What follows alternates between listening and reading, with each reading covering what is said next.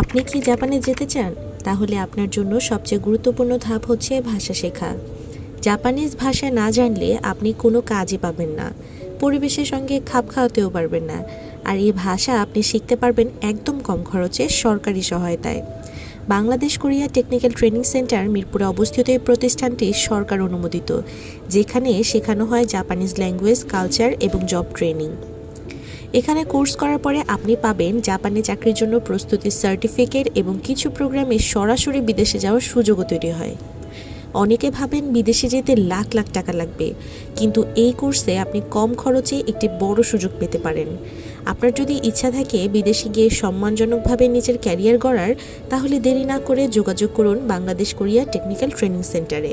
আপনি নিজেকে বদলাতে চাইলে আজ থেকেই শুরু করুন।